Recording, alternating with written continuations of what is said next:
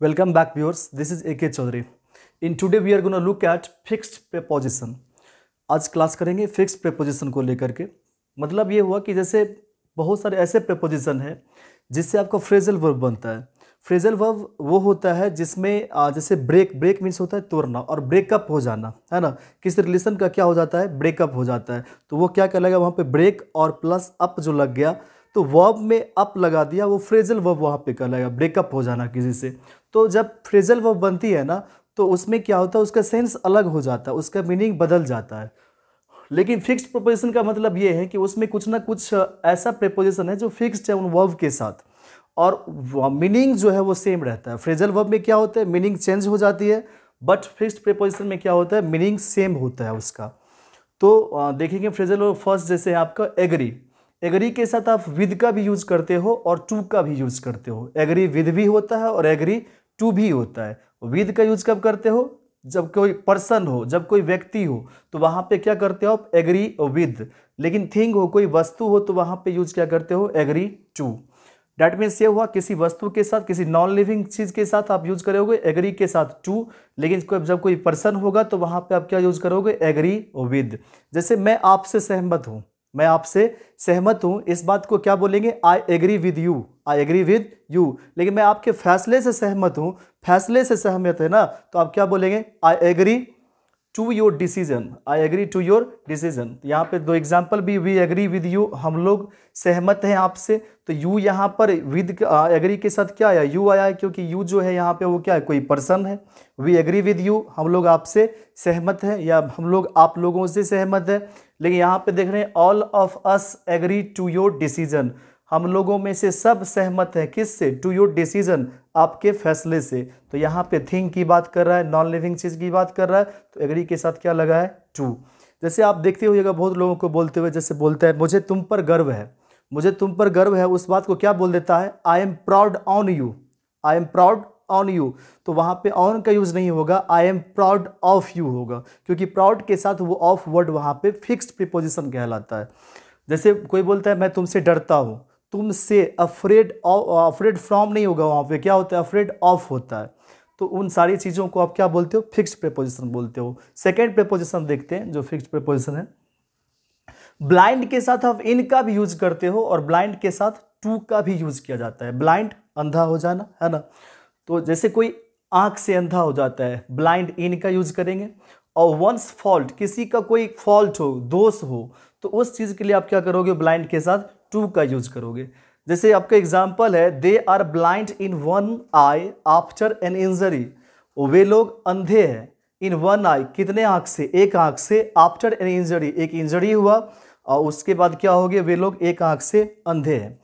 तो यहाँ पे आप यूज किसका करोगे, इन का, ब्लाइंड इन वन आई, एक आंख से अंधा होना।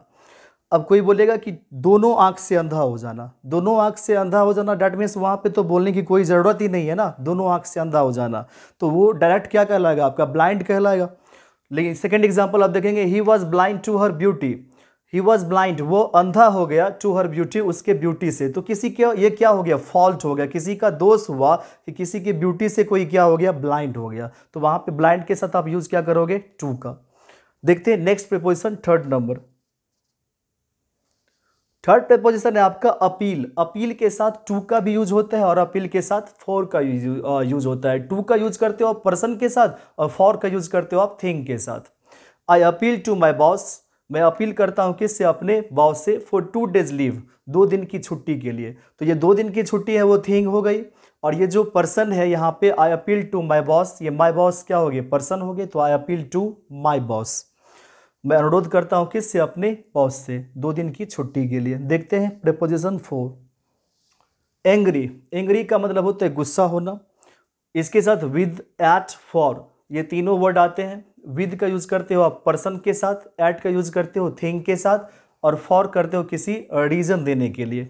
जैसे यहाँ पे फर्स्ट एग्जाम्पल है आपका, I am angry with you for not coming in time. I am angry with you, मैं तुमसे क्या हूँ, गुस्सा हूँ। I am angry with you, मैं तुमसे गुस्सा हूँ।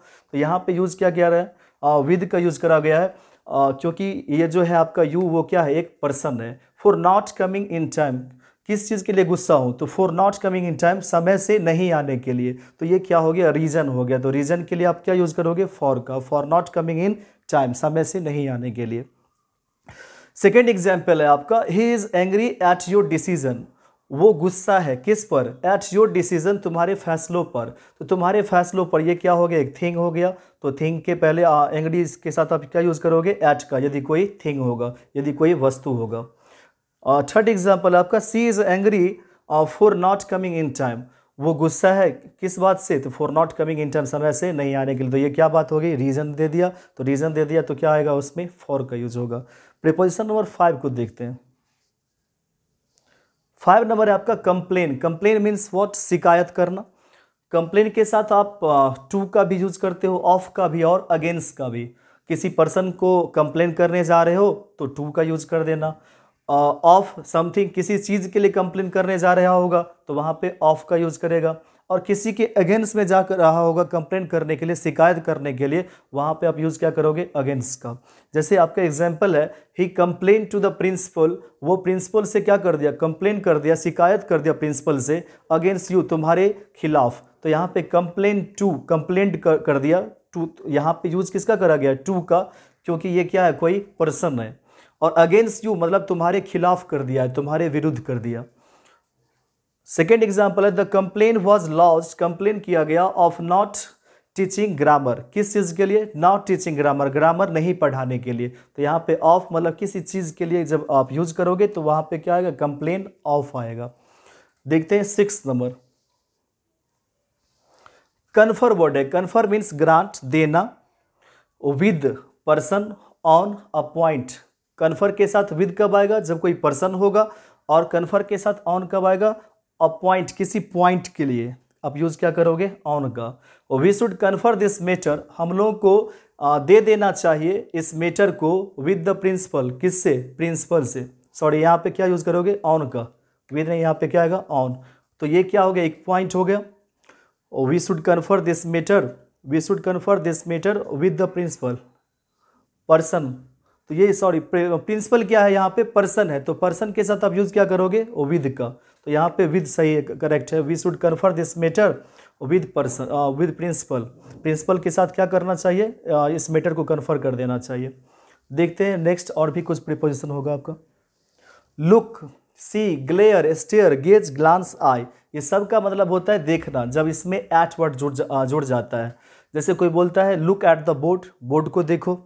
सी मतलब भी देखना होता है, ग्लेयर घूरना होता है, स्टेयर देखना, सबका। जैसे ग्लांस एट का यूज करते हो एक झलक के लिए, जैसे आपका कोई शॉर्ट व्यू होता है किसी चीज़ पर तो ग्लांस एट का यूज करते हो। तो ये सारे आपका प्रीपोजिशन फिक्स होता है। आपके एग्जाम में पूछा भी गया था क्लास 12 के एक बार एग्जाम में, look dash this printing, look dash this printing, इस प्रिंटिंग को देखो, तो लुक एट दिस प्रिंटिंग याद रखेंगे। Laugh, grin, mock, snigger, snicker, smirk, chuckle, smile, इस सब का मतलब ऑलमोस्ट हंसना ही होता है। तो इस सारे वर्ब के साथ जो यूज होता है आपका प्रीपोजिशन, वो क्या होता है, एट होता है। लाफ हंसना, ग्रीन मुस्कुराना होता है जब कोई ब्रॉड स्माइल करता है, मॉक किसी का उपहास करना, स्नीगर और स्नीकर एक ही तरह के वर्ड है दोनों। स्मर्क, चक्कल, चक्कल का मतलब समझ सकते हैं आप, जैसे कोई बच्चा हंसता है मुंह बंद करके हंसना, चक्कल। स्माइल मुस्कुराना। तो इन सारे वर्ड के साथ यूज होता है आपका एट। नेक्स्ट आपका प्रॉफिटेबल, कंड्यूसिव, बेनिफिशियल, लुक्रेटिव। सबका मतलब क्या होता है, लाभकारी जो चीज़ें होती हैं, प्रॉफिटेबल होना, कंड्यूसिव होना, बेनिफिशियल होना, लुक्रेटिव होना, सब के साथ आप यूज़ क्या करोगे, टू का। उसी तरह से जो चीज़ आपके लिए लाभकारी है उसके साथ आप क्या कर रहे हो, टू का। तो आप याद रखना, जो चीज़ हानिकारक होता है, जैसे इंजूरियस होता है ना, हार्मफुल होता है, उस सब के साथ भी आप यूज़ क्या करते हो, टू का। जैसे कोई बोलता है smoking is injurious to health, smoking जो है वो इंजूरियस टू हेल्थ, स्वास्थ्य के लिए क्या है, हानिकारक है, तो इंजूरियस टू का यूज़ करते हैं वहाँ पे। नेक्स्ट आपका adept, accomplished, accurate, proficient, plus इन सारे वर्ड के साथ यूज क्या होता है आपका, इन होता है। सबका मतलब होता है दक्ष होना, कुशल होना। तो इन वर्ड के साथ आप यूज क्या करोगे, इन का। नेक्स्ट है आपका prohibit, prevent, debar, desist, escape, refrain, abstain, सबका मतलब होता है परहेज करना। इन सारे वर्ड के साथ आप यूज करोगे फ्रॉम का। रिफ्रेन और अब्सटेन में थोड़ा सा एक डिफरेंस है। रिफ्रेन जब किसी चीज़ से आप परहेज करते हो कुछ समय के लिए तो वहाँ पे यूज़ क्या करते हो आप, रिफ्रेन का। और अब्सटेन जब किसी चीज़ के लिए आप लॉन्ग पीरियड के लिए परहेज करते हो, जैसे कोई डॉक्टर कुछ बोल देते हैं नहीं खाने के लिए, तो उस चीज़ से आप परहेज करते हो, वहाँ पे आप यूज़ करके किस वर्ड का करोगे, अब्सटेन फ्रॉम। इन सारे के वर्ड के साथ आप यूज़ क्या करोगे, फ्रॉम का। नेक्स्ट आपका junior, senior, inferior, superior, anterior, posterior और प्रायर, इन सारे वर्ड के साथ यूज होता है टू का। जूनियर जैसे you are junior to me, आप क्या हो, मुझसे जूनियर हो। Senior, I am senior to you, मैं आप लोगों से क्या हो, सीनियर हूँ। इन्फेरियर, घटिया जिसे बोलते हैं, इन्फेरियर, उसके साथ भी यूज होता है टू का।